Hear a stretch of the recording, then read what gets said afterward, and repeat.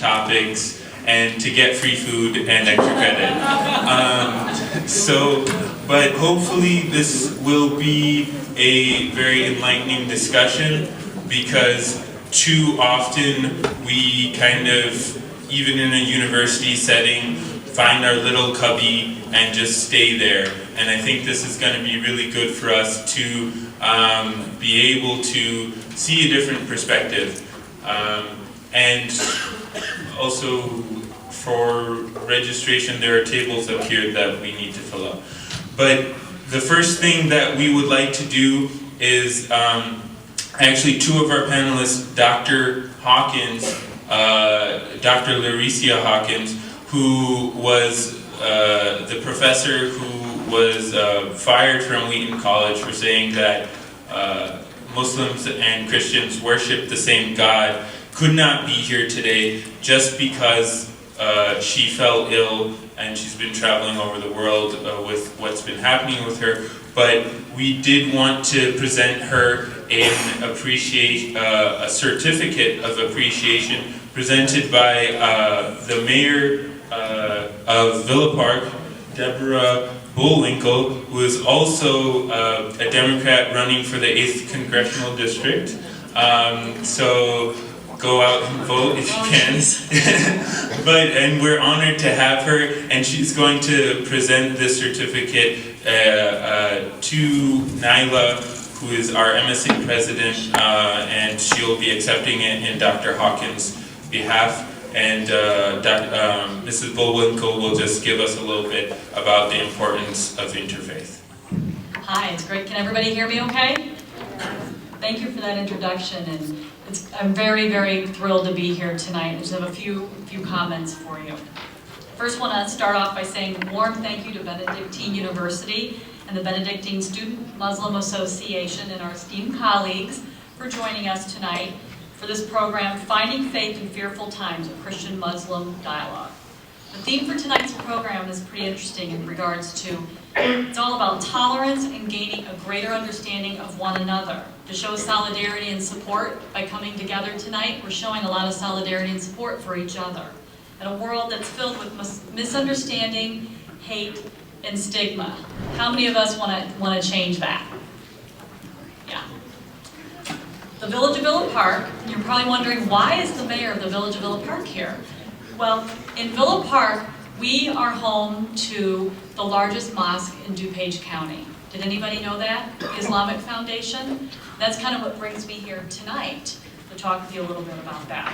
And in Villa Park, we have worked very hard to reach out to our community, to provide support and foster strong, long-lasting relationships with our community.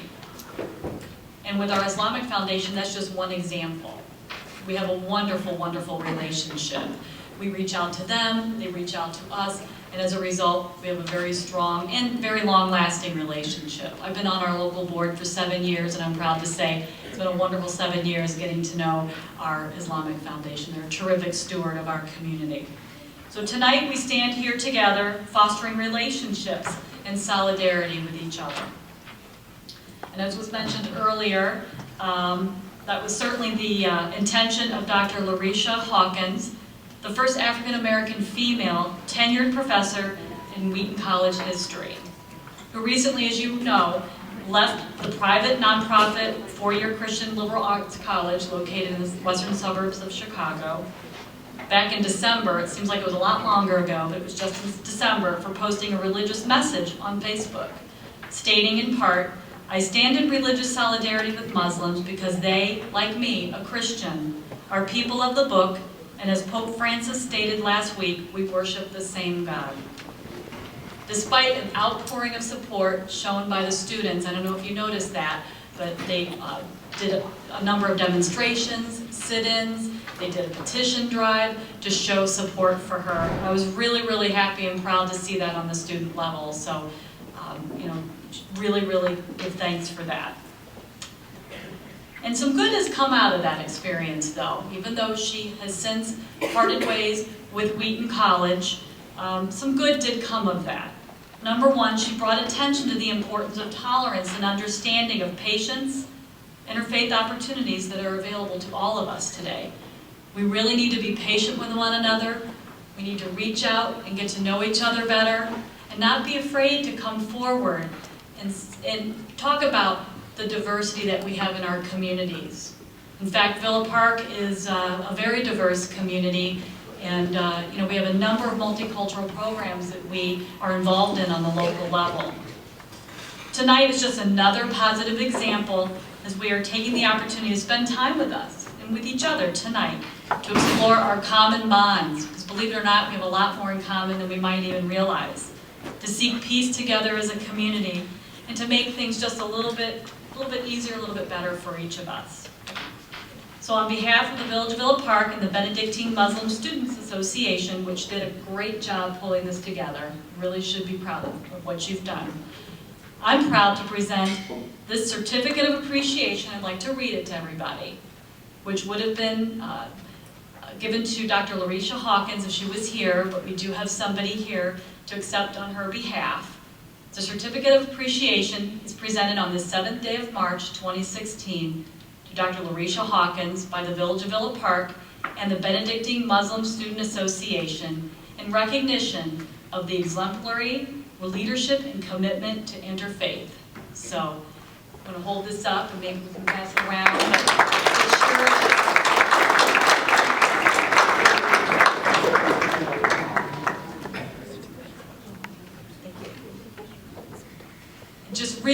Just want to emphasize before I leave the event here. I'm sorry I do have to leave for another engagement, but it's been a pleasure to be here with you tonight.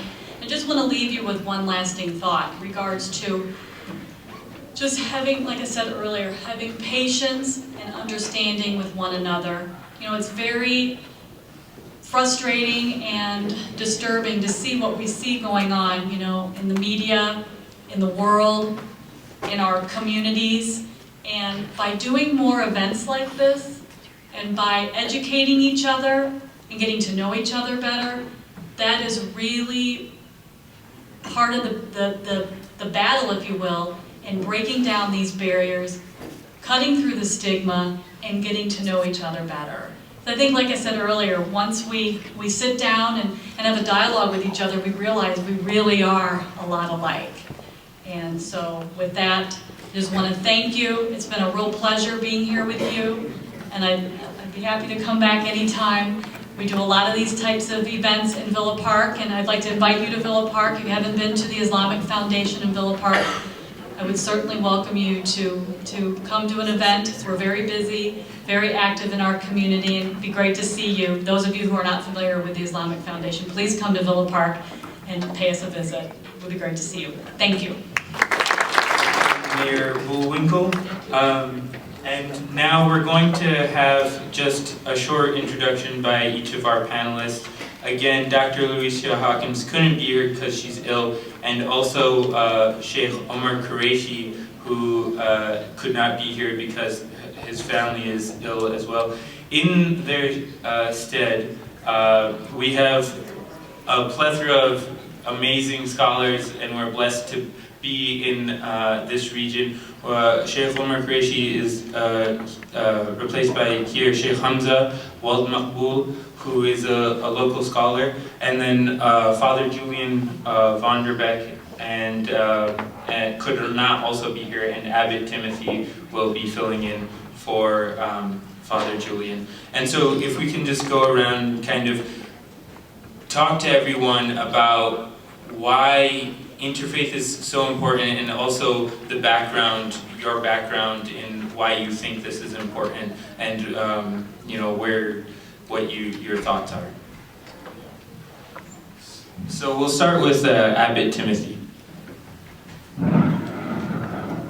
Good evening to you all. Thank you very much indeed. Can you hear me? Yes. My primary job is to work for the Primate of the Benedictines on dialogue with Islam around the world. So I have been to many Muslim countries. In the last year I've been in Syria, I've been in Iran, I've been in Singapore, Malaysia, East Africa. I've just come back from Cairo. So I've seen Islam in many different situations, and I've seen it here. My first reaction after a year here, was what a wonderful example of commitment to prayer you give to us. I underline every single one of those words. And any Christian in this room who hasn't seen this needs to come up to the 4th floor of Kinlan. It is remarkable. And I want to say that out of the bottom of my heart, because my area of expertise, as those of whom I've taught, is the spirituality of the Benedictine and the spirituality of Islam. We're brother and sister in a way that later religious orders in the Catholic tradition are not. Our founder and your prophet were separated by 160 years. We're both out of a desert environment. So that is my background. I've written a thesis on that relationship. No Peace Without Prayer is the book, and I'm delighted to be here this evening.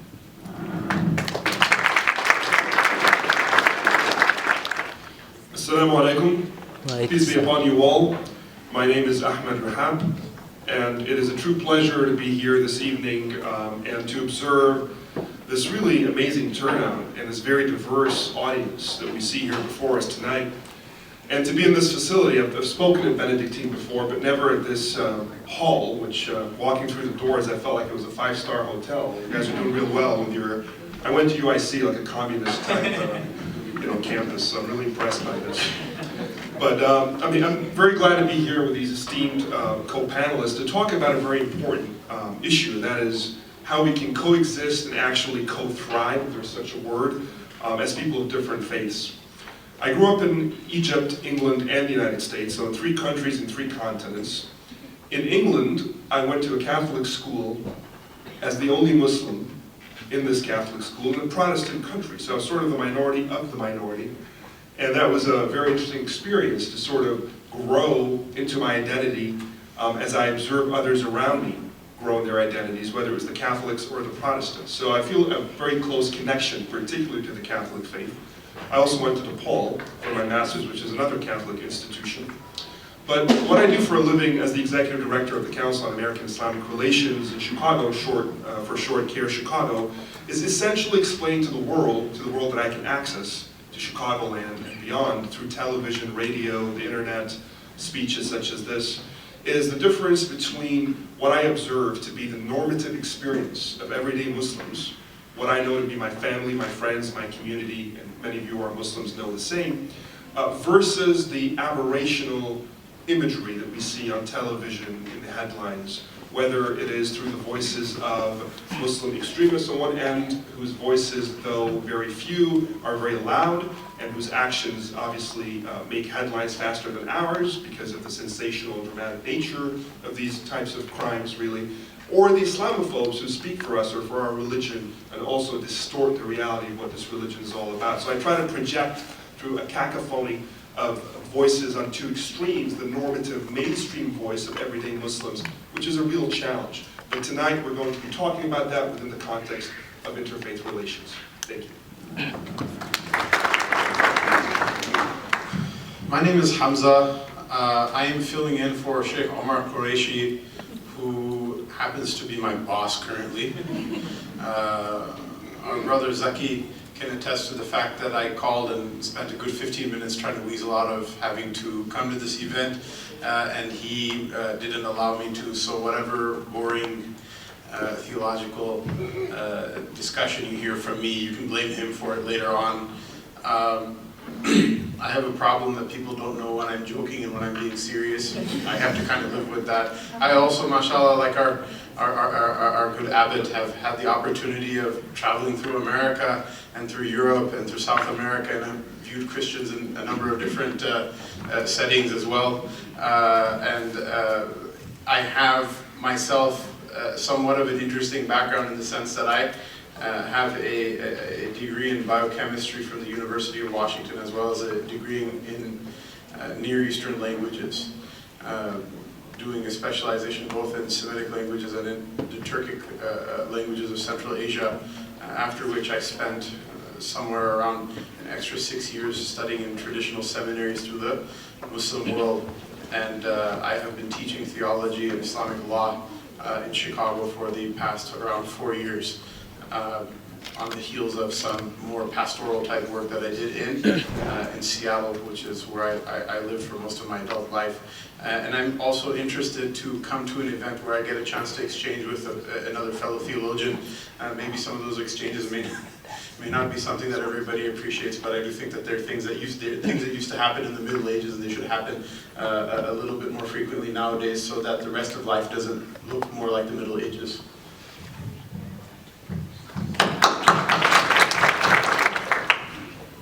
Assalamu alaikum and good evening, ladies and gentlemen. It's a pleasure to be here tonight. Thank you for inviting me. My name is Azam Nizamuddin. I'm an attorney, and I also teach religious studies, particularly Islam at Loyola University in Chicago. I would say, in terms of interfaith, this is not something that I chose to do. I think that given the sort of my experiences, this is something that God chose me to do, or chose for me, I should say. Like many of you, I was a young undergraduate student at Loyola many, many decades ago. And like many of you, I pretty much assumed I'd either be a physician or an engineer, and like a lot of South Asians do. And I wound up majoring in theology. In fact, that was my major when I graduated. And at Loyola back then, we had to take 3 theologies and 3 philosophies to graduate. And it just turned out that I did really well in my theology courses, but more importantly, I really enjoyed learning about Christian history and Christian doctrines. And then that led me to do a graduate studies in religious studies, also doing Christian philosophical theology, but also focusing on Islamic studies. And my master's thesis was on Al-Ghazali. And then ultimately, reality set in and I went to law school. So I've sort of had these sort of twin, lives of being a lawyer, but at the same time, vehemently interested in religious studies. But as part of that religious study background, it led me to do more interfaith lectures and experiences with my Christian colleagues, which is how I met Rita in the late 90s, actually. She was, and I met at a meeting between the Council of Islamic Organizations and the Archdiocese of Chicago. And I think those experiences have really furthered our engagement between our respective communities, but I think more importantly, it showed me that interfaith, both implicitly but also explicitly, is really part of the Islamic tradition. God says in the Quran that He created human beings and formed them into peoples and tribes so that you can know one another. That to me is the sort of fundamental bedrock of human civilization, is that we have these different cultures, we have our different sort of political entities, and we have our own way of doing things, but at the end of the day, all those are for the purposes of getting to know one another and cooperating into making society a better place.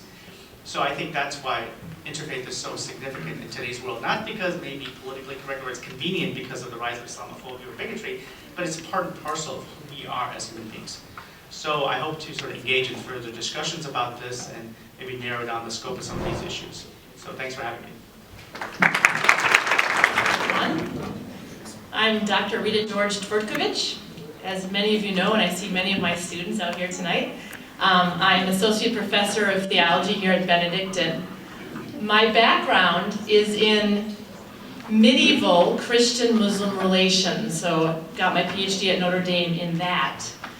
And that's an important time period, by the way, because a lot of those medieval Latin views are still around today, okay, and many of them not in a good way. But I have also been involved in local Chicago area Catholic Muslim dialogue since '97. As Azam mentioned, he and I were part of the very first dialogue in the Chicago area between the Archdiocese and the CIO. And that dialogue, by the way, still goes on. And I think the one thing I want to say about dialogue before we get going here is that There's no such thing as dialogue between Islam and Christianity. There's only dialogue between particular Muslims and particular Christians at certain places and times. Dialogue, and this is really where you guys come in, because it's not about the official dialoguers here on the stage. We do this for a living. It's about you in your very ordinary life situations, making friends with people. Because at the end of the day, if you don't know people as people, then the dialogue, the solidarity and all that, those things we hope for will never sink into our society. So I would just encourage all of you to think about ways in which you can encounter the other, not as a religion, but as a person. And so hopefully we can talk more about that tonight. Thanks. Thank you all our panelists. And just so everyone knows everyone's name, starting from your right, we have Abbot Timothy Wright. And then next to him is Brother Ahmad Rahab. I am Zaki Zahir. Next to me is Sheikh Hamza Wald Maqbool. Next to him is Azam Nizamuddin, I'm sorry. And next to him is Dr. Rita George Turkovich. And so we heard a little bit from everybody about the importance of interfaith, and we heard from Mayor Bullwinkle about the importance of solidarity. I think I wanted to start this interfaith discussion just on the basics so that we can get into the more deeper issues a little later in the night. But we'll ask our theologians here on the panel, Father Abbot Timothy and Sheikh Hamza, what really is faith, right? Because we talk about these things in a very normal day-to-day sense, but sometimes we don't even understand what it means. And another question that's kind of part of that question is, in addition to the theological definition of what faith is, what's a practical reason for some of us who live in the secular world, who live in Lisle or close to Lisle, in a place that religion is here, but it's not the biggest part of our lives sometimes. So the questions are, what is faith, and is there a practical reason for us to even believe in God? And so we'll start with Abbot Timothy. Thank you very much for that. Can you all hear me? Yes? Well, I have a very simple definition of faith which I've come to in my own life, because I am not a theologian in the proper sense of the word. And for me, faith is a love affair with God. Simple as that. God as a revealing God, the one God revealed through word and, in our Christian tradition, through people, particularly Jesus.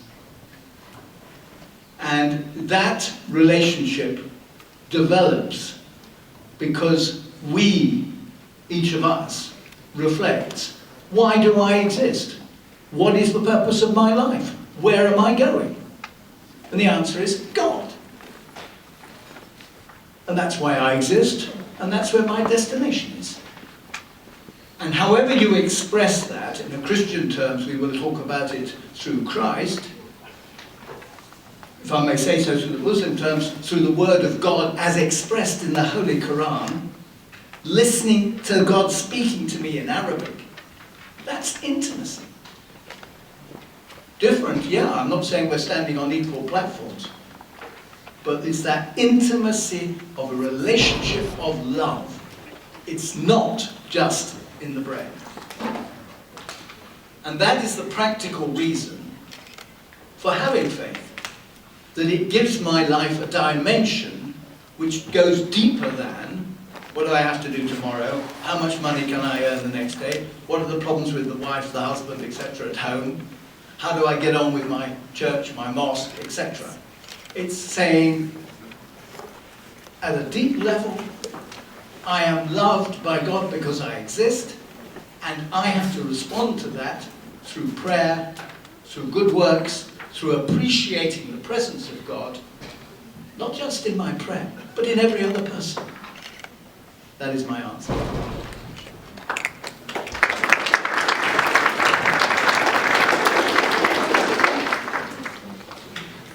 So there's like a lot to unpack, so I'm going to try to, kind of do it in a game show type way. Given that I only have 5 minutes, it is a little bit almost entertaining to have to do something like this in 5 minutes. But here we go. So there's a set of philosophies known as modernism. They're not so modern in the way that you would accept them. In fact, very few people seriously consider themselves modernists anymore. But for those of us who are not on the cutting edge of philosophy, a lot of the ideas are still there with us. And one of those ideas is something called empiricism, which is if you can't see it, taste it, smell it, touch it, measure it, or count it, it doesn't exist. It's not real. This is one of the underpinning kind of common assumptions that all of us have when we come together on an academic forum and definitely on a scientific forum. And it is that, all of this other kind of spiritual, emotional type of hocus pocus type stuff, you can practice it when you're at home or in your closet somewhere, but don't bring it to any sort of intellectual exchange because otherwise you're a joke. And so part of understanding what we define as faith has to do with a categorical refutation of empiricism, which is that it's part of the common sense and part of which unfortunately is not all that common, admittedly, but part of the common human condition to know that a human being is so much more than just that. That, for example, if a person, is able to give you a certain amount of material benefit in your life, and another person gives you the same amount of material benefit in your life, but they also say, I love you, the second person is more dear to you than the first one. It's something intuitive. You don't have to learn how to read and write to understand what that is. So whatever that is, that very few people bother to explore nowadays, there is something in there that we call the spirit. There's a spiritual apparatus that every person has, that every identity carries with it. Just like you have a body, you have a spiritual apparatus inside of you. Part of your spiritual apparatus, according to our cosmology and our worldview of revelation, is something called the heart. And it's not the physical heart that pumps blood inside of your chest, because they can replace that with various artificial hearts and you're still a human being. Rather, the heart is a spiritual apparatus that occupies the same physical space as your physical heart, but it's not your physical heart. It's something spiritual that animates you. That's the difference between you and like a dead body, for example. So that spiritual heart, faith is the life of that spiritual heart. If that spiritual heart is sick, a person will think bad things are good and good things are bad. Like certain people have issues with, for example, loving the pursuit of wealth, or loving to lie and cheat other people, or loving violence, or loving God knows what other types of sicknesses people have. And a person, if they have that sickness inside of it, faith is the medicine to it to put the heart back in the place that it should be in, which is what? Loving good things and having a dislike for bad things.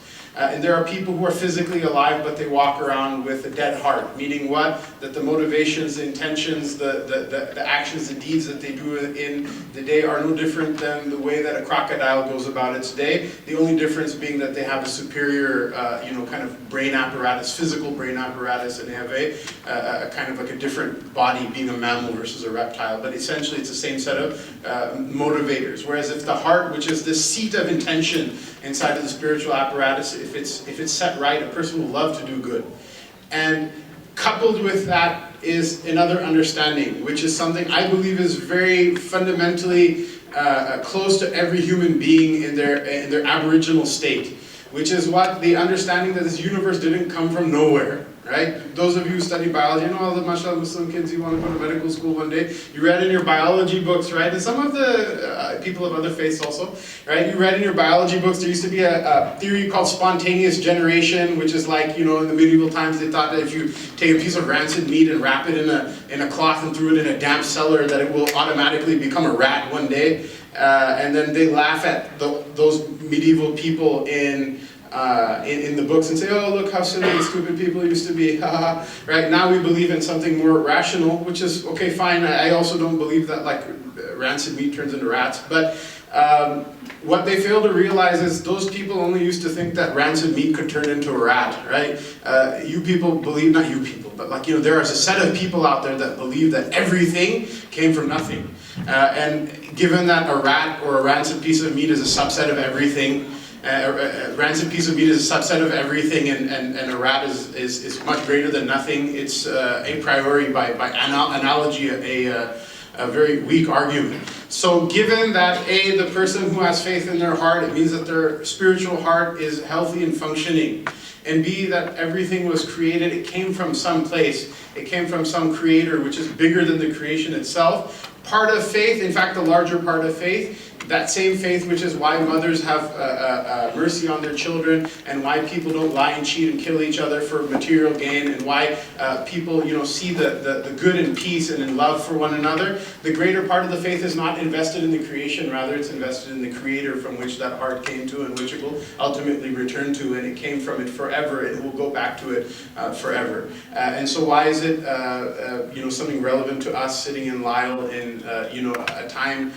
2016, which we believe we're special snowflakes, right? Because we have iPhone, Facebook, Twitter, Android, right? We're somehow different than people who lived in the past, who lived in caves, which I don't believe. But why is it different for us? Because we have the stuff in our pocket. Why is it relevant for us? Because we have these things in our pocket, we carry them around. Is because we're going to the same place that all of those people went when they died. And you have to prepare for it, and this world is the place to prepare for it according to our belief.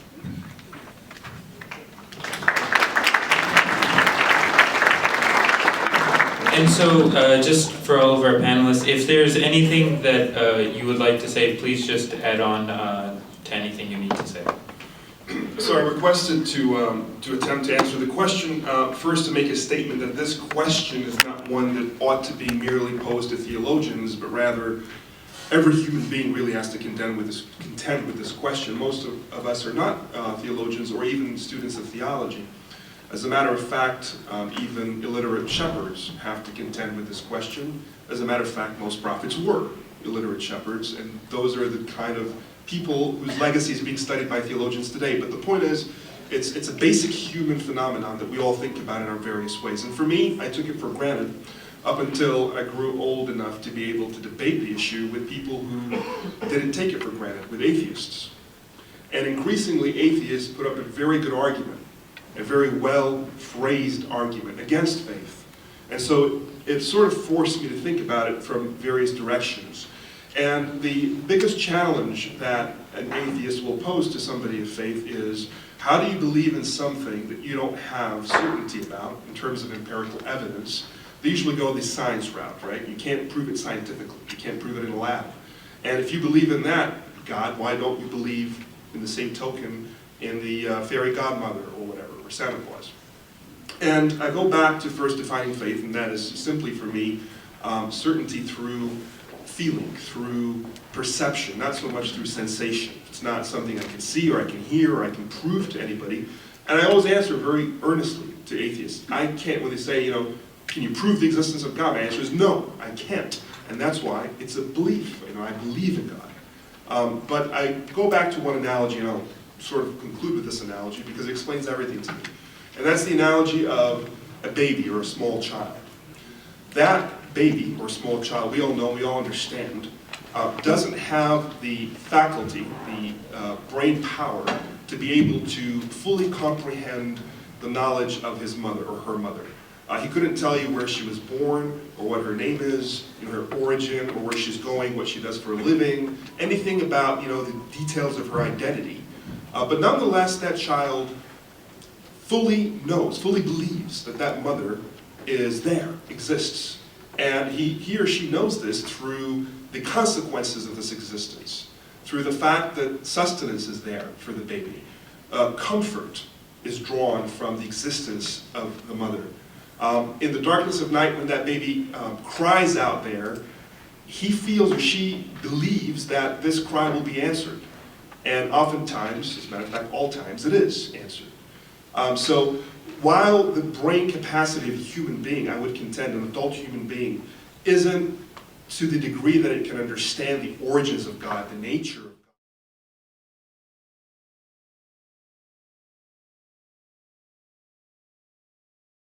Also understand what faith means to an adult. Thank you, Brother Ahmed. And so,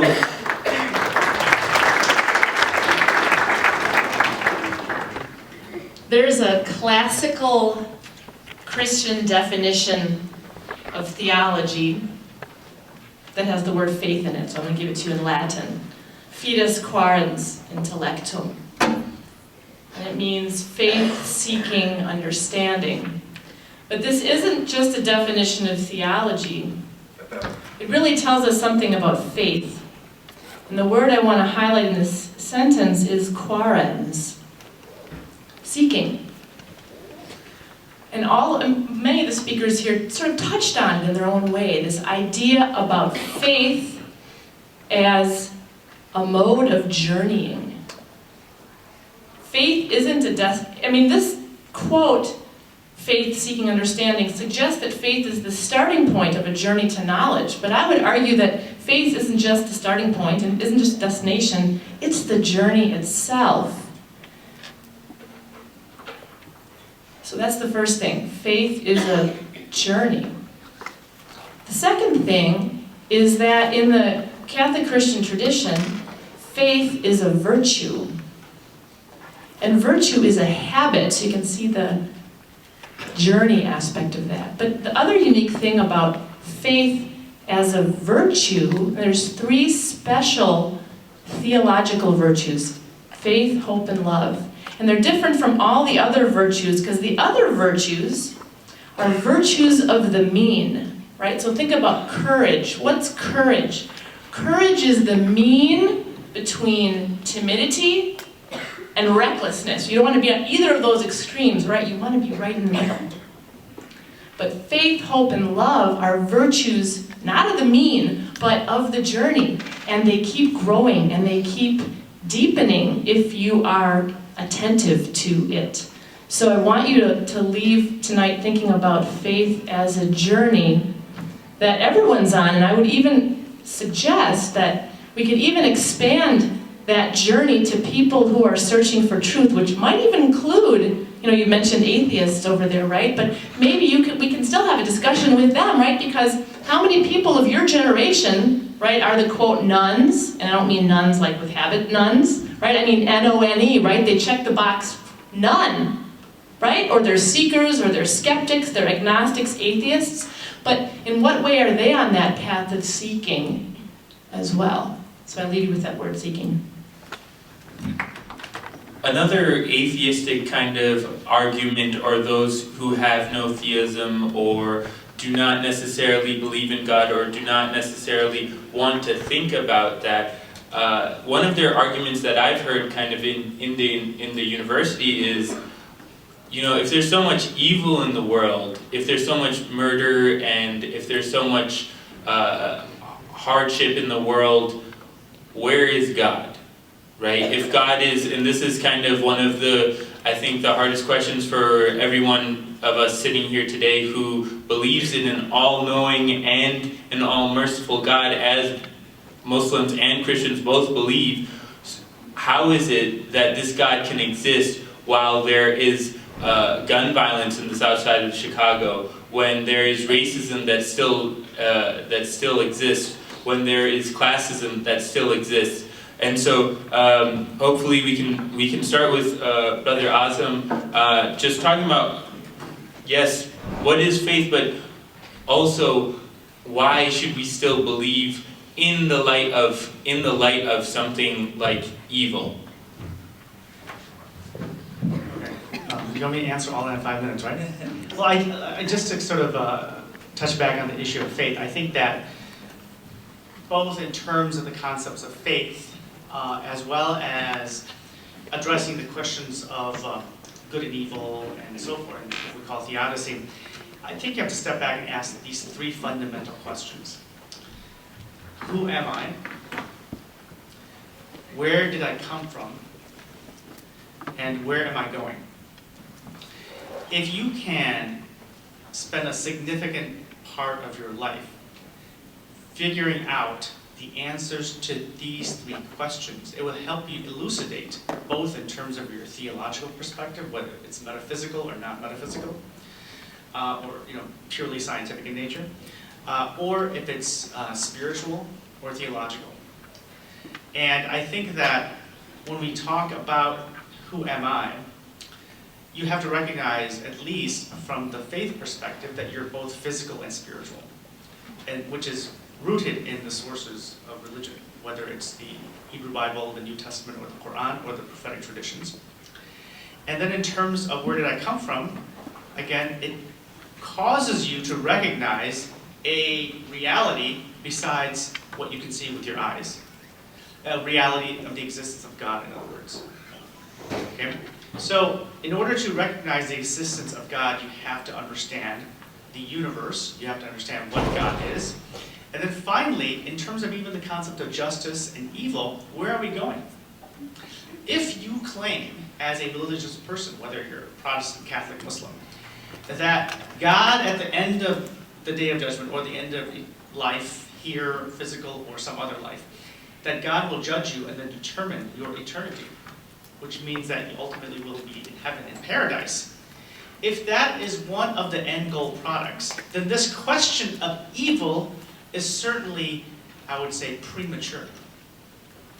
It's premature. If you have suffering in this world, if you face injustices, if you did not commit a crime and you are locked up in 30 years in jail, certainly that's an injustice. We wouldn't even call it evil. But from a theological perspective, if you attain salvation, eternal salvation, how can that be deemed to be evil in the bigger picture of things? So I think in terms of understanding even the concept of evil and good, we need to look at the ontological reality, meaning the existence of another existence from our physical temporal worldview, the existence of God, and so forth. From the Islamic perspective, evil is not something that happens as a result of mere human suffering.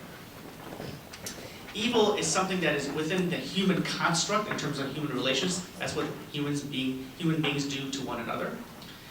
God doesn't cause evil to us. Okay? When we see poverty, when we see, say, a natural disaster, those are signs from the omnipotence and the grandeur of God, which can result in mercy, ultimately. It can also create mercy towards human beings. So, for example, when we saw the terrible earthquake in Haiti, right?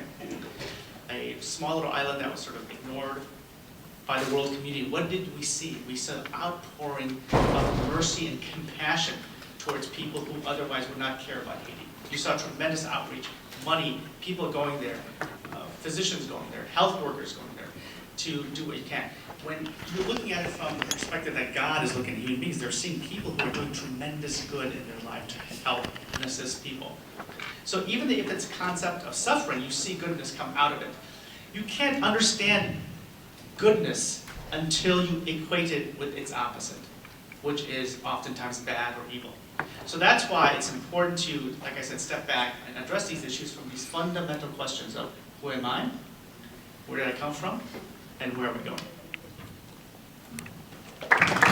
Is there anyone else on the panel who would also like to talk about this issue of evil and suffering, and why is it that, how can I reconcile, and this is something that I had trouble with, how can I reconcile my faith in God with the children's cancer ward, right? And this is something that, and I know Brother Azam, you touched upon it, and it was beautiful what he said, but I think this is something that a lot of people, even if we do have faith, still grapple with, and that's why I want to pose this question to everyone on the panel, and just what your thoughts are on that subject.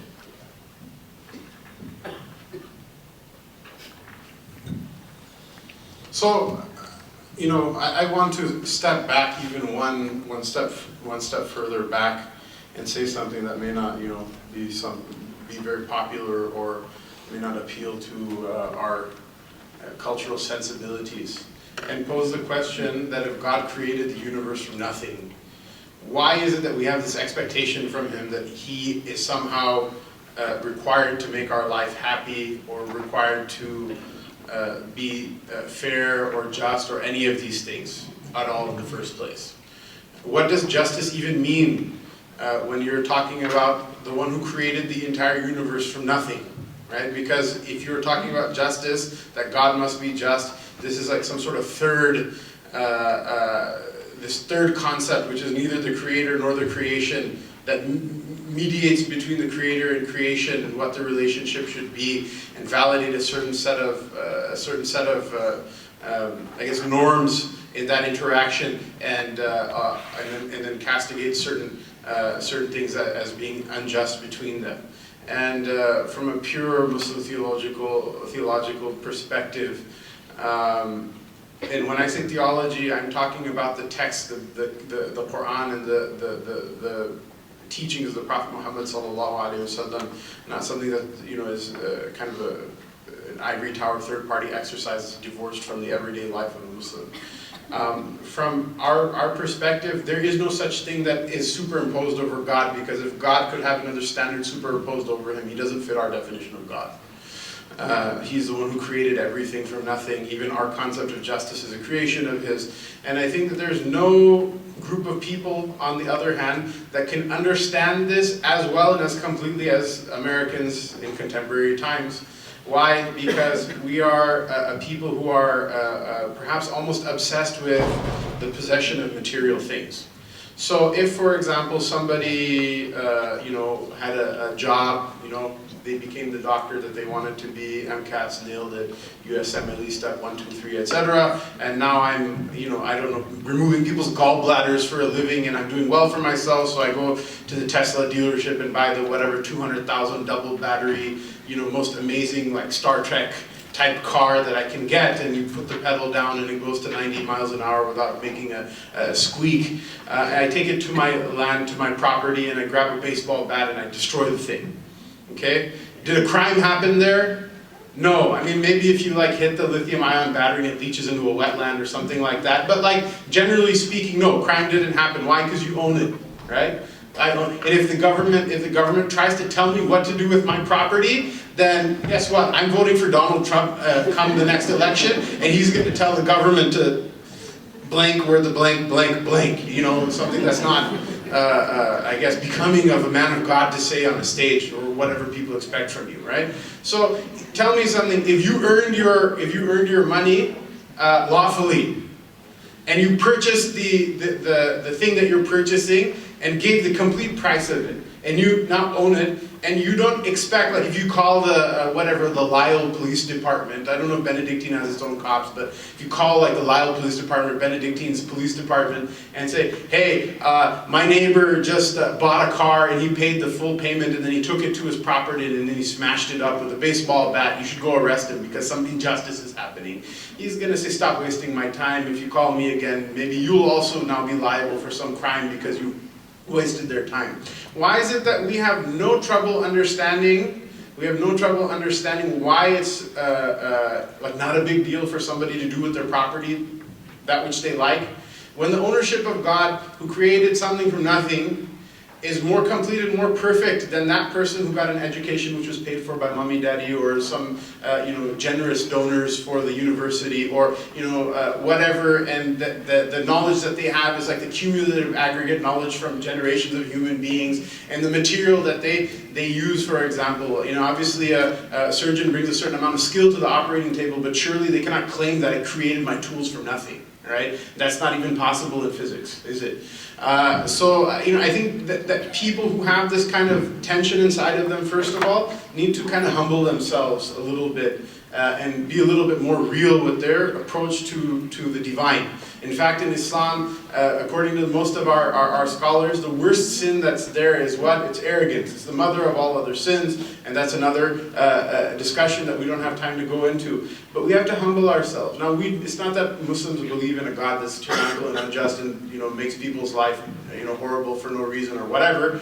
But we're just saying, first of all, that we have to admit that even if he did allow all this stuff to happen, it doesn't have anything to do with whether he exists or not. right? Just because he does something you don't like, it doesn't mean, okay, he's there, but I'm gonna give him the silent treatment. That's not a rational, it's an emotional response, not a rational response.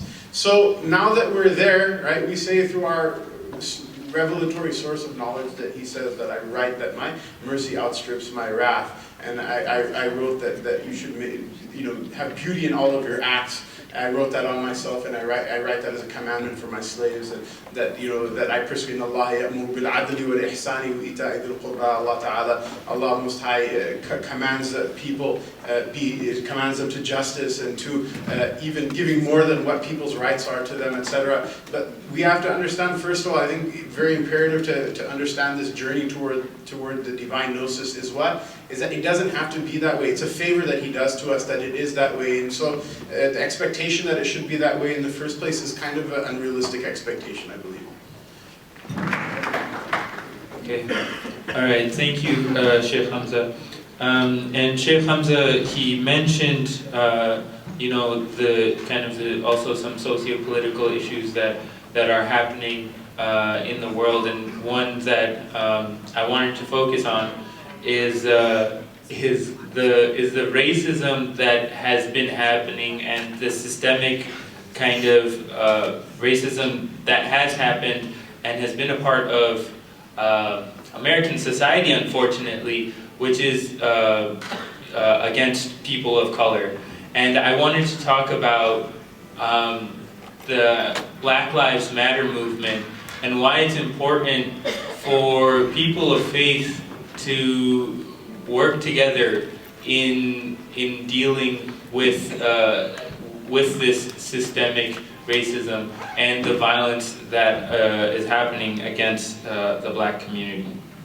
Thing that our panelists have said, if you believe in God and you believe in God's creation and you believe that each and every person is made in the image and likeness of God, which Genesis 1:26 and 27 states, if you really believe that, then you have no choice but to fight for whoever is the marginalized, African American, Muslims, and anyone who's marginalized. That's your first calling, not because they're your co-religionist, but simply because of the dignity of the human person. It's as simple as that, and maybe it's as difficult as that.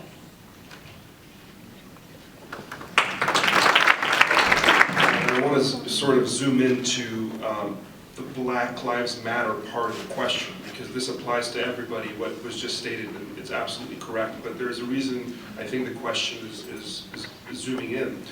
And one would have to admit at this point that in America, there has been a unique, almost exclusively bad sort of evil that has happened to Black people in America, okay?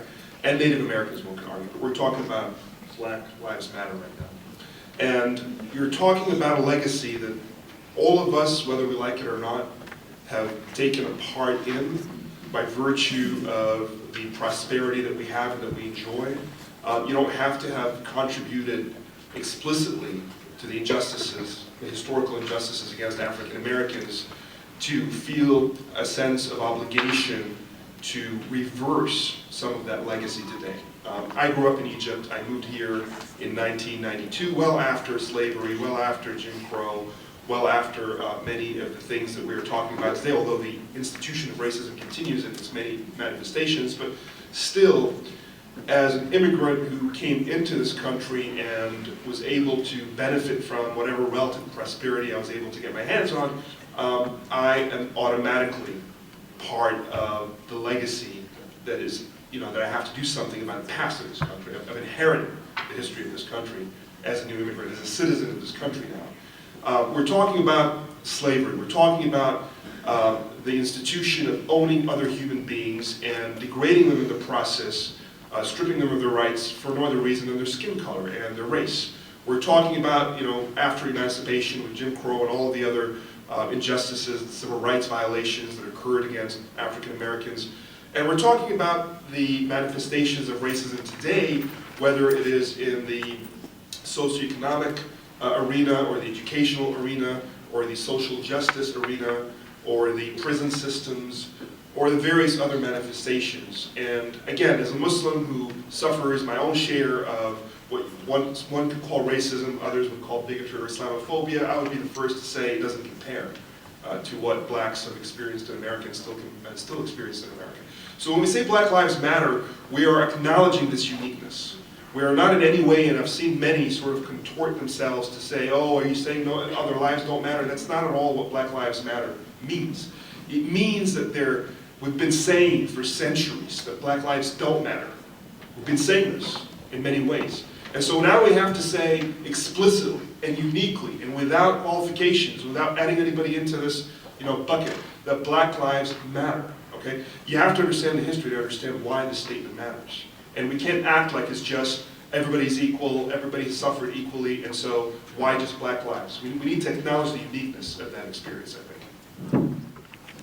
Thank you for those remarks. I would like to just take it one step further, if I may. I'm going to start with a story of an event that happened in my life a few months ago. I was giving a retreat in southern Tanzania to some religious sisters. And at the end of the retreat, they said, Timothy, would you like to visit a leper colony? And I said, gosh, I've never been to a leper colony ever in my life. I'd love to go there. So I was taken to the leper colony. Well, there were 20 adult lepers, 10 men, 10 women. Each one of them seriously deformed to the extent that they were incapable of looking after themselves. They were living in conditions that no American would put their dog in. Huts, no proper chairs, no just earth. Looked after very well by religious sisters. Every single one of them had a smile on their face. And I went round each one, embracing them, talking to them. And I spent an hour and a half, 2 hours with those 20 people. And I was deeply impressed. I read about 6 or 9 months ago that 1% of the world's wealth, 1% of the world's population owns something like 95% of the world's wealth.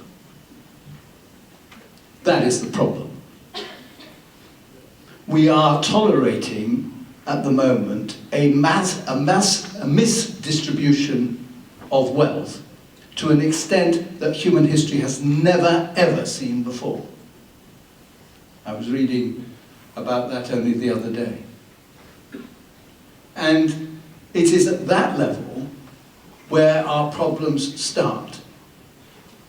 Because the discrepancy in the United States, I was reading in the magazine called Foreign Affairs, the discrepancy between rich and poor in the United States grows wider and wider, and the number of the ultra-rich goes bigger and bigger, and is spread now, not just here, but in every country, continent of the world.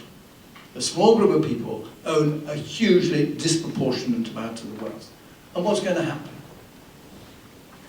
And until that problem is reversed, nothing can happen. That is my worry. Because the disenfranchised haven't got the power to do anything. And those who have it have all the power to make sure that no one else is going to get it. And it's not just an American problem, it's an international problem. It happens in Britain, it happens in Europe, it happens in Africa. And it's a question that those who have investments in big international companies need to ask the question, how much are you getting paid at the top? And how much do they get paid at the bottom? And it's only when that sort of question is answered in the sense that we respect all human life, at whatever age, in whatever continent, at whatever level of academic ability, whatever level of physical, mental health, equally, that we can start talking about brotherhood and sisterhood. we as people of faith are especially equipped to deal with this issue of, systemic racism, and also with this issue of how all the wealth is with just the top 1%, and not enough is going to those who need it and in the rest of the world. And so why are we especially equipped as people of faith to deal with these issues? Can I say a way in which I think sometimes we're not equipped? And actually I'm totally plagiarizing this from Martin Luther King's Jr.'s letter from a Birmingham jail, right? Where he takes on the church, the Christian church. And he says, the biggest enemy is not the extremist, right? Who's read that letter, by the way? There should be more hands up in this room. You should all read this letter. Go out right now, well, not right now, later. Letter from a Birmingham jail. Because of course, there he's got, Dr. Vince Gaddis has it right there. Right, we hear the word extremist and we think that's a bad thing today, right? An extremist is bad, usually it says Muslim extremist. But Martin Luther King says that the biggest enemy to fighting racism and all the isms is the moderate. And usually religious people are the moderates. We kind of sit in the middle and we wait. And he says, you have to be extremists for love. And religious people are not always good at doing that. Sometimes we're kind of wishy-washy. And so that's why what Ahmed was saying, I appreciate that. That the reason that they have to have the hashtag of Black Lives Matter is to shake people out of who aren't aware of this, out of their comfort zone. And actually, it's funny, like this is a new thing, Black Lives Matter, not. If you've seen images from the civil rights movement in the 60s, there's this image, Google this one sometimes, a bunch of guys, and they're black men, and they're all holding up signs that say, I am a man. It's pretty much the 1960s version of Black Lives Matter, because you look at that and say, well, duh, of course you're a man. Why do they have to say that? Again, so it's interesting because sometimes I think religious people, we're not very well equipped. We don't push ourselves the way our leaders, Muhammad, Jesus, they were extremists in the best way. And so we need to have the guts to be extremists. That can be looked at a variety of different perspectives, but I think one of the perspectives that's interesting for me is the power dynamic of those who have power and those who don't. Okay? So in terms of this notion about Black Lives Matter, to me the word is lives. Lives. In other words, the state has made a determination that the life of the ordinary person, the civilian, is not that important, compared with those who are part of the state infrastructure. Whether that means those who have the weapons in the case of military, or whether that means law enforcement. There's a very clear divide in today's America at a political level that prefers, or I should say privileges, the lives of those who are connected to the power structure of the state and those who are not. And that, I think, is something that needs to be addressed, because the ability of somebody who has state-sanctioned weapons, who can simply gun someone down and shoot somebody 16 times, who's not even a threat, not just once, but on a weekly basis throughout different parts of the country, from urban settings to rural settings, and not limited to the United States, but all over the world, where you have drone strikes, so-called drone strikes, which are really bombings of civilians who have not been predetermined judicially by any independent court or any legal authority to have committed a crime, who can simply be assassinated. This power dynamic structure between those who have power sanctioned by the state and who don't is another issue, I think, that is something that we as Americans, both domestically in terms of the relationship between law enforcement and civilians, but also militarily and on a global scale, is something that we need to address, because it's not going away. It's been going on for too long. The one date that I want to sort of connect the Black Lives Movement and issue with a global aspect is 1857. Does anybody remember what happened in America in 1857? Something significant? Close? I'll give you a hint. It was a Supreme Court decision. No? Yeah. Dred Scott. You guys remember Dred Scott in your history class, in high school and college, I hope? Dred Scott was an African American who was born into slavery and who lived for a significant amount of time in a free state. Based on that, under Missouri law, he should have been freed. And he applied to become free, and they refused. So he filed a lawsuit.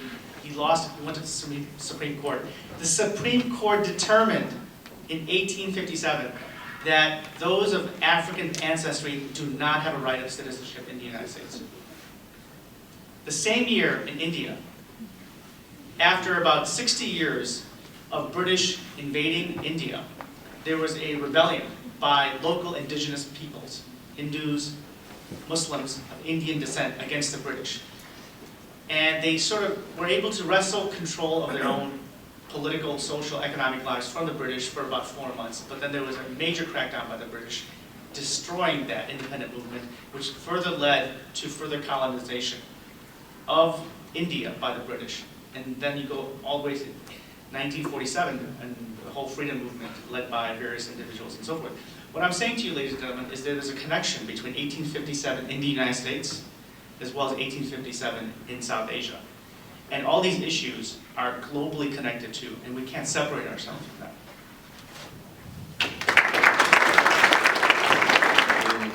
In 1857, which is referred to in the history books as the Indian Mutiny, but I refuse to call it that because mutiny involves rebelling against someone who actually has just authority over you. If we look up, if I go through the seminaries that I studied with, and the mashayikh, the kind of traditional teachers that I read from, you know, from my teachers were people who were actually killed in that episode of the history of the colonized Indian subcontinent. So we take these things very personally. And one of the things I wanted to add is I completely agree with really everything that's been said on this topic in this round by all of the other distinguished panelists. But I wanted to add one thing, which is take a poll. Who here is able to, in their lifetime, between themselves, their friends, and their circle of influence, to redistribute the wealth equitably in the world? Raise your hand. Right. Who here is able to take on the military-industrial complex? Raise your hand.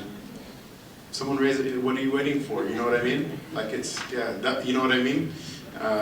It's one of those things. There's a lot of stuff that's truth that needs to be spoken. It needs to be repeated amongst people because it's true. And I really am grateful that we have a panel of people on this stage that are repeating these truths to one another again and again. ذَكِّرْ فَإِنَّ الذِّكْرَى تَنْفَعُ الْمُؤْمِنِينَ. It's a commandment of the Quran that remind one another. Why? Because the reminder benefits the believer. Okay?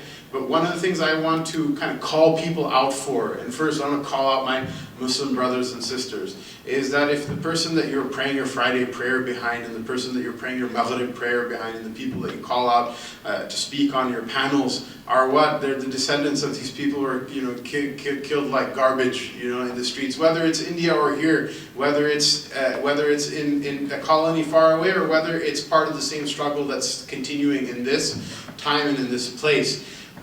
If you have that connection, why is it we all identify with? Why is it that we all identify with the 1%? Why is it that our hopes and dreams are the hopes and dreams of the 1%? Did the Prophet Muhammad sallallahu alaihi wasallam, did Sayyidina Isa alayhi salatu wasallam, the Prophet Jesus, may the peace and blessing of God be upon him, were these people whose life goal was to be one of the 100%? Right? Which one of us, if we came home and said, Mom, Dad, I don't want to make a 6-figure salary, I want to devote my life to the service of other people, would not have like somebody either do some sort of episode of physical or verbal violence and abuse that would happen right there? Right? There are people here literally, maybe their parents are here, they bet the panel was good, but that one thing he said, just kind of ignore it, right? Why is that? Why is it that even there are some of us that have the courage inside of our hearts to think these thoughts? but we shudder inside. We're scared of what would happen if we lived that life. What would happen if we entered that world? What are you scared of? What are you scared of, right? أَلَا بِذِكْرِ اللَّهِ تَطْمَئِنُّ الْقُلُوبِ, right? The Qadi Thanaullah wrote the Tafsir al-Madhari in the name of his sheikh. He said that this verse, which means that indeed in the remembrance of God do the hearts find contentment, this verse of the Quran, he says that the bi-dhikr, the preposition be here, it's in the ma'na fi of in the immersion of the remembrance of God. And he quotes a line of Maulana Rumi, right? The very famous poet, not of Muslims nowadays. Muslims don't read Rumi anymore. Now Americans in coffee shops read Rumi, right? So in the Masnavi of Maulana Rumi, who was, by the way, he was a Hanafi Mufti. People think he's like some sort of unorthodox crackpot figure. He was a person, he was a Sharia judge. You know Sharia, the curse word that's been banned in like Tennessee and Texas and all these other places, or God knows, you can fact check it, but it's banned in several states in America. He used to be a judge of the Sharia court by day, right? So he said what? He says that the snake is afraid to enter into the water. Why? Because the coolness of the water, it's afraid that it will reduce the efficacy of its poison. Right? So we're all afraid that if we enter into this life, that poison that we have inside of us, that we think we need in order to survive.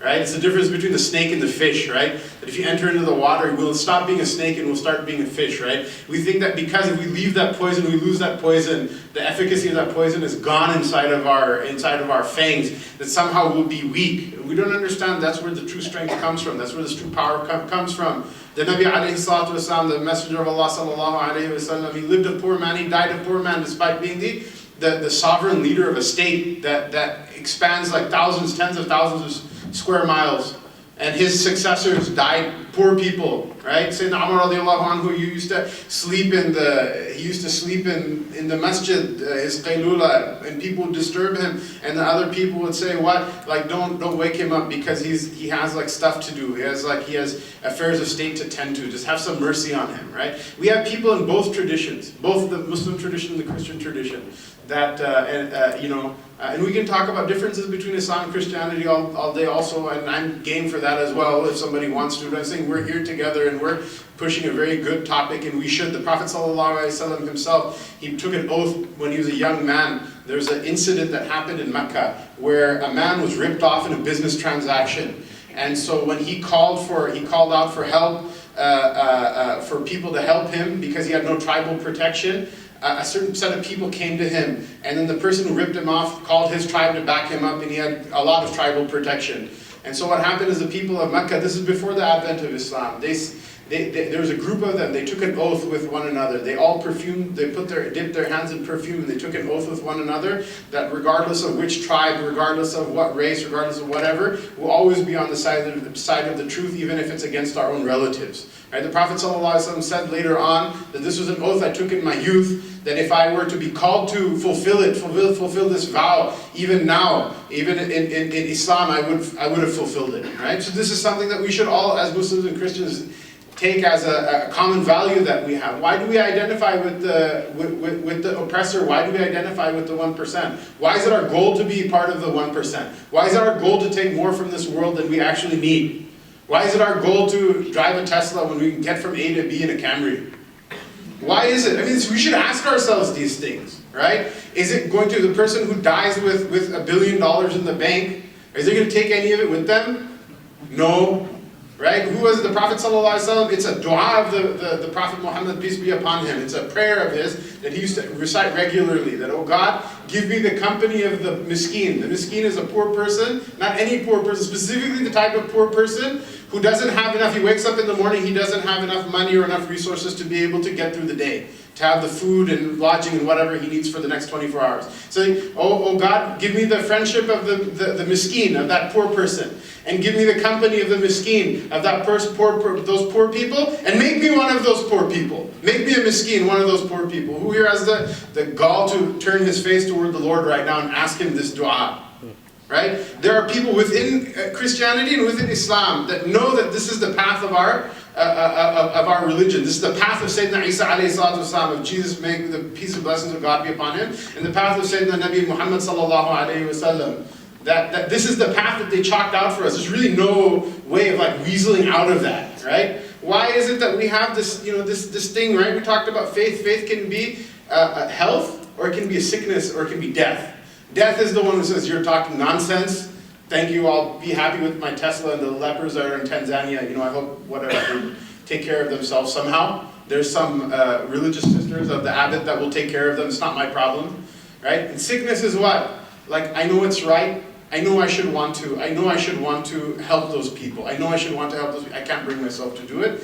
If you have that realization, you still can work on yourself a little bit. It's not something that happens overnight. You can work on yourselves by keeping the company of the poor, by keeping the company of the pious and the righteous, etc., by keeping the company of good people who are on that track, right? Or your faith as well. In which case, what? That you say Amin. Say Amin, right? What we can't do is we can't change all of this economic inequality right now, right? But I'm going to call you out, Muslims. What you can do, go read Jummah in the hood one day. There's masjids in the south side, there's the Masjid Dawah in the west side, there's probably a dozen masajid in the west side of Chicago. There are probably almost, like 100 in the south side of Chicago. Go pray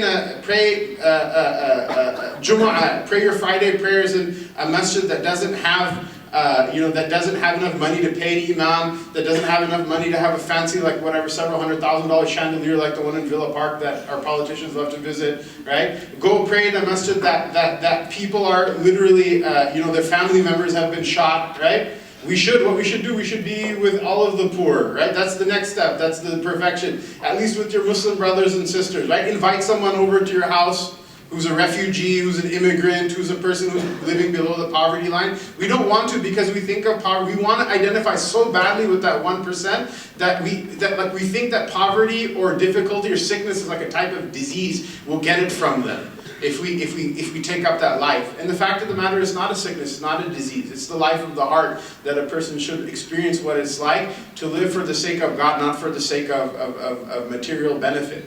And I apologize for sermonizing, taking over my 5 minutes, but I think it's something I should hope, I don't want to speak for anyone else and be so presumptuous, but it's something, I think it's a feeling that all of us carry in our heart. For those wise words, and everyone on this panel for those wise words. And I know people are getting antsy for food, so what we're going to do is we're going to have the back row stand up. There are 2 stations for food, one on the right-hand side and one on the left-hand side. And so just the back row is going to stand up for food. We're going to continue the discussion, and our volunteers are going to go row by row and tell you when to get up. But we are going to continue our discussion, so please, I know that people are going to be getting up, but please, jihad, right? It's scary to even say it right now, right, for some of us. But what is jihad, right? And we have to ask this of our Muslim panelists and our non-Muslim panelists.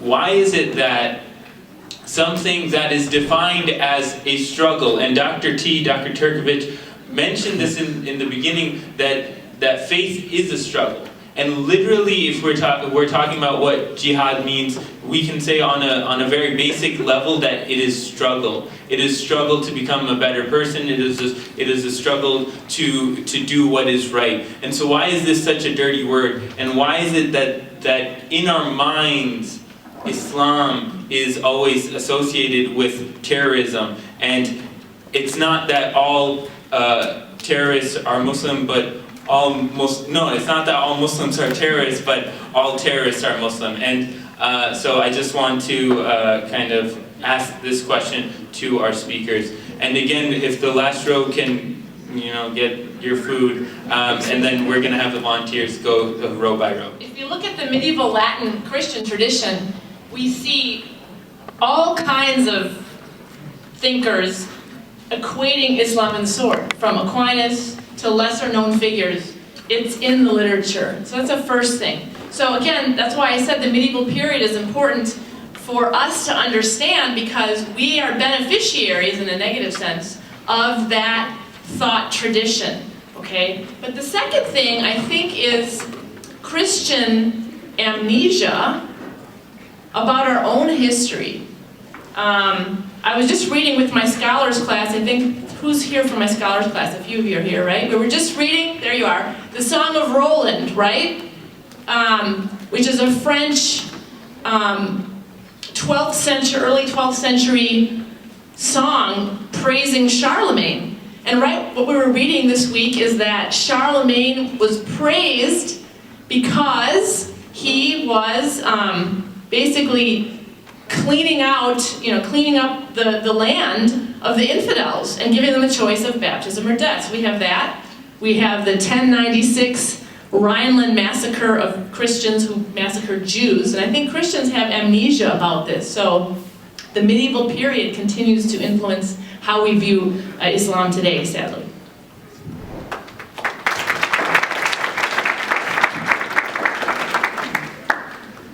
Thank you, Dr. Rita, for that answer. And thank you also for evoking the letter from Birmingham jail, because you referenced extremism for love.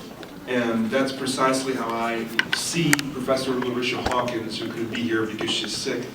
She was an extremist for love. She decided to stand up and extremely profess her love for other people and suffer whatever consequences came her way. So in her absence, I want to acknowledge her one more time with a round of applause.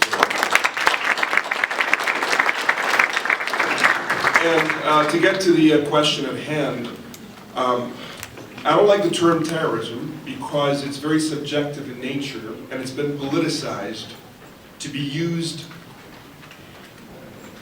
according to the whims and desires of whatever political power is using that term. For example, if you look at the 375 mass shootings that occurred in America last year, only 2 were defined as terrorists. The only 2 Muslims in those 357 perpetrators. The rest committed the same crime, which involved killing individuals. And I'm sure the families of these individuals don't feel any better that this wasn't an act of terrorism. That it doesn't in any way make the crime any less of a crime, and that those lives were lost. To me, the term I prefer to look at and to use, because I think it deals more with what we intend to talk about, is political violence. Now, political violence can be cloaked in any justification according to what the perpetrator thinks will justify their act of political violence to their base. Those who claim to be Muslim and to be within the language of Islam will point to religious justification for their very political violence, normally the very narrow political agenda, not just political, but very narrow, not shared by most people in their domain. Oftentimes, political violence is justified through race, and you've had incidents in those very 375 mass shootings in America last year, which by the way means more than 1 a day, that were justified through language of race, like the incident in the South, where I believe his name was Dylan Roof, the man who shot up the Baptist church. And his justification was, or his explanation for what he did was, for his race, right? And that wasn't deemed terrorism by most people, by the way, although absolutely it fits the description. And others will point to nationalism to justify their political violence. You see that in the Basque in Spain, or in the PKK in Turkey, or in other places. The point is, political violence is motivated by power, it's motivated by self-interest, it's motivated by individual and group agenda, and it can be cloaked by any larger ideology in order to attempt to sell it to more people. It could be religion, it could be nationality, it could be race, and within religion it could be Islam. And so when you see then what we call Islamic terrorism within that larger picture, you see that indeed it is a chapter of a much larger problem and not its own animal that exists versus everything else in the world. And it is out of our own intellectual laziness that we've explained every single terrorist group and every act of terrorism squarely as being a problem of Islam, whereas very scientifically, for those who love science, if you were to look at the data and simply look at the fact that those who read the Quran, 99.9% of them won't be evoked to an act of terror. that automatically absolves Islam and the Quran from terrorism, just by data and statistics alone. And conversely, if you look at those who commit acts of terror, and you find that according to the FBI statistics, now we're talking about terrorism in American soil alone, we're not even talking about global terrorism, only 4% of acts of terror on American soil were committed by Muslims.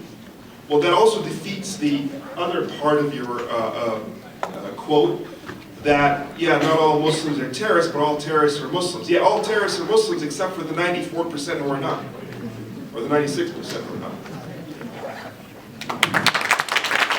Called The 51-Day War by a man called Max Blumenthal.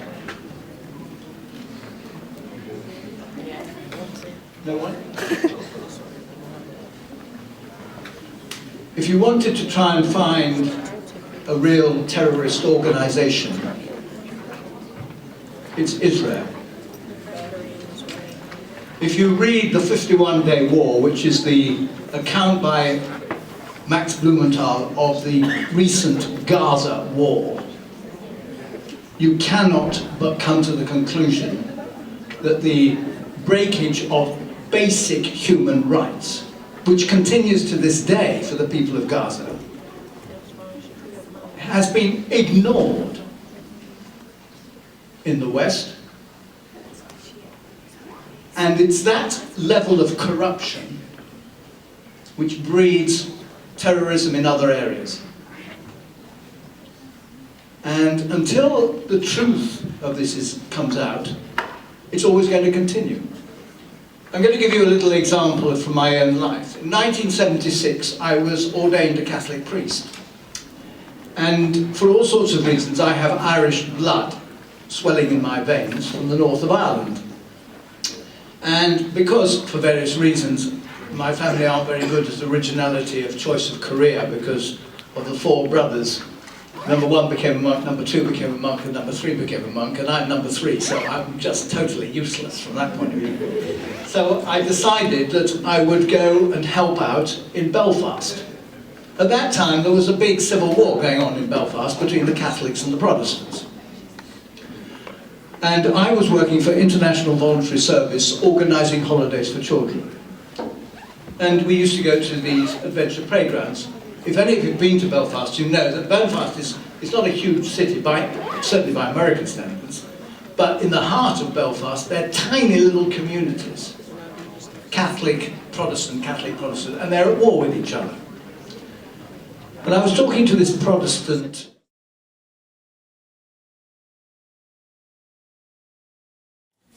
and without that, it means that if you turn up and you don't get the best.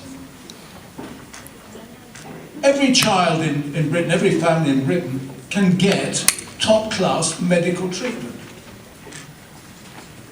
And if you have to go free, the only reason you go private is I want it done now rather than wait for 2 months, because it's not emergency. And that's a big difference between the culture of Europe and the culture of the United States. And our culture is an inclusive one. It has its problems, as that recent escapade happened in Paris. But nevertheless, if you go around the cities of Britain with their Muslim population, you will find huge attempts have been made to integrate, to build mutual respect. I'm not saying it works all the time. I'm not saying that there aren't racists among us and there aren't extremists. But there is a positive attempt by government to make sure that people learn to talk to each other, appreciate each other, learn that whether you're African American, whether you're Indian, whether you're from Pakistan, whether you're from Malaysia, whether you're from Nigeria or wherever, you're a human being. And everyone before you. And I think that, to me, is where the role of peace and the role of understanding has to start in order to diminish the sense of violence.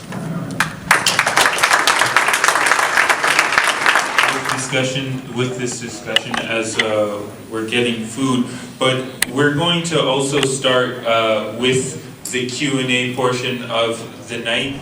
And so how we're going